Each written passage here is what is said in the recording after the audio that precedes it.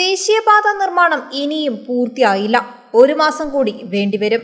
എന്നാൽ ടോൾ നിരക്ക് വർധന അതേപടി. മലപ്പുറം ജില്ലയിൽ ദേശീയപാത നിർമ്മാണം പൂർത്തിയായില്ല. മാർച്ച് 31 മുഴുവൻ ജോലികളും പൂർത്തിയാക്കാനുള്ള അവസാന തീയതി. ഇതിന്റെ ഭാഗമായി ഏപ്രിൽ 1 മുതൽ ടോൾ നിരക്ക് വർദ്ധിപ്പിക്കുമെന്ന് ദേശീയപാത അതോറിറ്റി ഉത്തരവ് ഇറക്കിയിരുന്നു. നിർമ്മാണം പൂർത്തിയാക്കാൻ ഒരു മാസം കൂടി വേണ്ടിവരുമെന്ന സാഹചര്യത്തിൽ കാലാവധി നീട്ടി നൽകാൻ ദേശീയപാത അതോറിറ്റി തീരുമാനിച്ചു. കുറ്റിപ്പുറം കൂരിയാട് ഭാഗങ്ങളിൽ 1.5 കിലോമീറ്റർ ദൂരമാണ് പൂർത്തിയാക്കാൻ ബാക്കിയുള്ളത്. കുറ്റിപ്പുറം റെയിൽവേ പാലത്തിന്റെ അനുബന്ധ റോഡിലും നിർമ്മാണം 90% പൂർത്തിയായി. കൈലാസ് ഓഡിറ്റോറിയത്തിന് എതിർവശവും റോഡ് നിർമ്മാണം നടക്കുന്നുണ്ട്.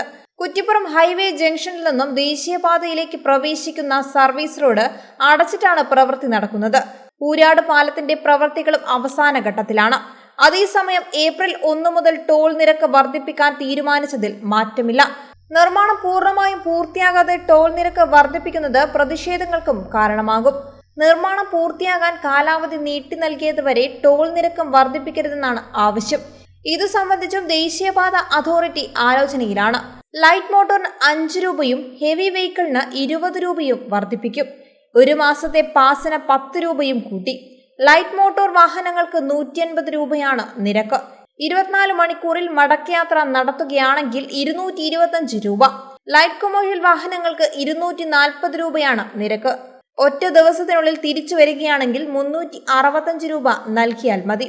ബസ്, ട്രക്ക് എന്നിവയ്ക്ക് 505 രൂപയും വ്യാവസായിക വാഹനങ്ങൾക്ക് 555 രൂപയും ഈടാക്കും.